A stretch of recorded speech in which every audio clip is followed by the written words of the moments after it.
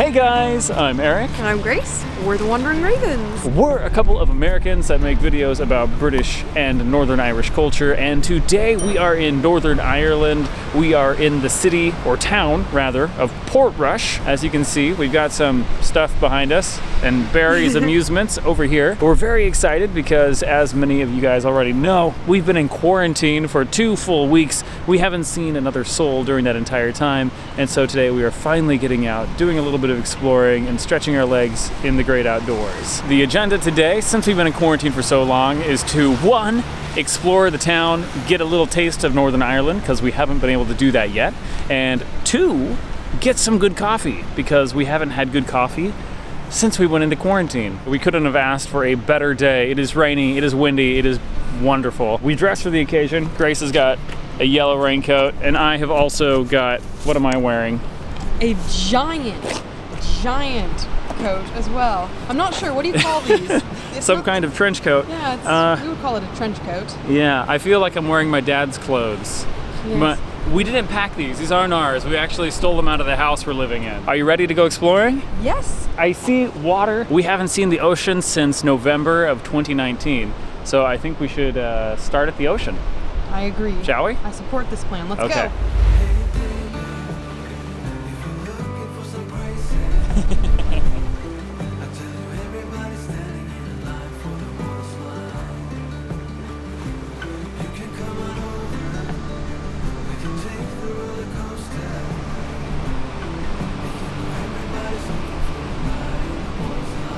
What are you doing? You maniac! Oh no! Aki!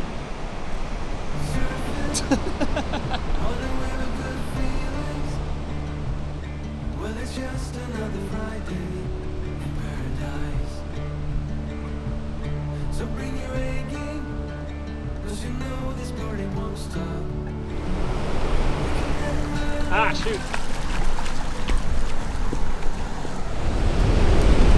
That's very cold. It's brutally cold. I think my feet have frozen. Oh dear. So pretty. I love it here. We're gonna just like set up a tent and live here in this spot. It's a bit cold. Yeah, it's a wee bit cold, and when the tide comes in, I'll have to figure out a solution. Meows keeps flooding! Did you see the roller coaster? Oh, wow. Yeah, there it is. No, I didn't see it. From this day forward, everyone who comes to this beach will know that the Ravens were here. Yeah, that's definitely permanent. We think we may have stumbled on coffee. Well, it's hard to tell from this distance. It says babushka. So it's either a coffee shop or a front for the Russian mob. We'll find out. Either way, it'll be exciting. I'm crouching down here to get the microphone out of the wind. We did go up to the coffee shop, and it was a coffee shop, which is very exciting, but unfortunately they're only doing takeaway drinks, no indoor seating. So we're gonna move back into the town and see if we can find a proper coffee shop with indoor seating. It's a beautiful, beautiful view. Beautiful windy day.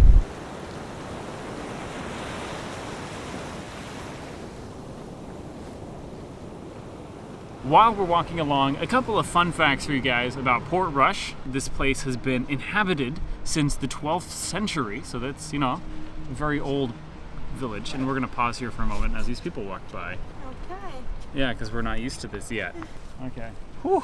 We haven't shot out in public in months, and so we're at the point again where it feels embarrassing. We don't like to draw attention to ourselves. The UK has really rubbed off on us in that way. Don't want to be cheeky. All right, anyways, fun facts. Portrush is built on a 1-mile long peninsula. There used to be a couple of castles here, built here on the peninsula. The first one was built before the 16th century, but was also destroyed during the 16th century. And then the second castle was built in the early 17th century, but that one also was destroyed. So unfortunately, neither castle remains. Since the 19th century on, Portrush has been famous as a tourist town because of its proximity to the Giant's Causeway, as well as, you know, just the fantastic view of the ocean that this place has. Another fun fact is that we've heard that Portrush is also known as Well, actually, I'll let you tell this one. Oh, So all I can right. log all the fun facts. Caught me totally off guard.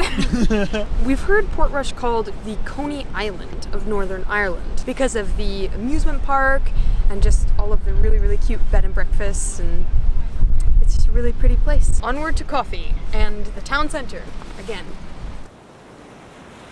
So far, all the businesses we passed have been closed, so our quest for coffee continues deeper into the heart of Portrush. Now we are walking up this street, whose name I don't know, but it looks like a very inviting Main and Street. welcoming street. Oh, it's Main Street. As you can see, this is Main Street. Now our quest for coffee will continue deeper into the heart of Portrush. A plus of this very pleasant weather is that there is nobody out. And so we have the whole city basically to ourselves. A downside of this weather and the lack of crowds is that everything seems closed. Even the escape room. Even the escape room. Oh, shucks. Oh well. Well, we do have one here. Anne's Cafe. Maybe they have coffee, shall we? Yeah. So things that I've never seen on the menu before. Orange black currant, not something I've seen before. Lucozade.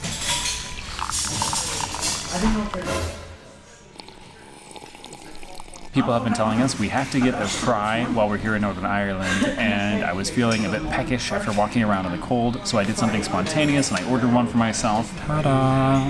We've got egg, beans, sausage, a bread, a pancake, a kind of potato bread, and bacon. I can't wait to dig in and try this little piece of local cuisine. Let's start with the beans, I guess. Here we go.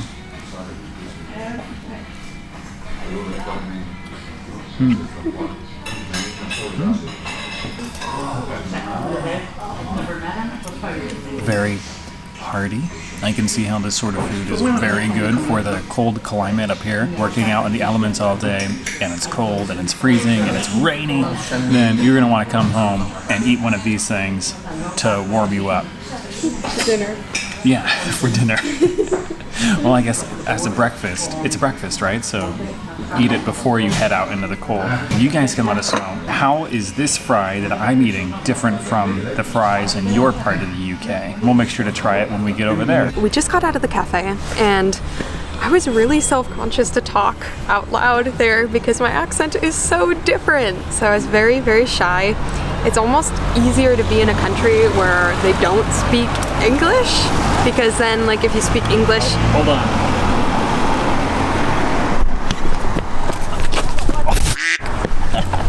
Oh my. Round 2, now that Eric has done his good deed of the day. Round 2. As soon as we start speaking, people look, and I know they're just like, where are these guys from? Did you notice anything different so far between England and Northern Ireland? Yes, I feel that things are priced a lot more inexpensively here. For example, a large fry, which is like a large Irish breakfast or whatnot, was I think £5, which I feel that's pretty good. I was actually really surprised to see it priced at £5. I feel like when we were in England, it might have been more like 8 or 9. Yeah, so there's a difference.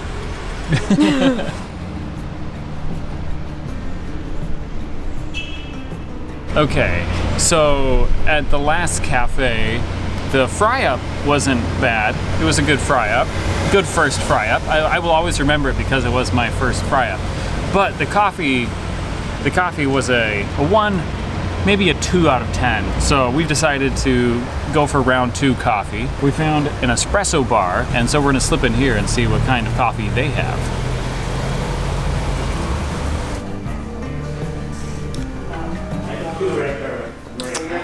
Okay, it's official. We finally found a good cup of coffee. Yay!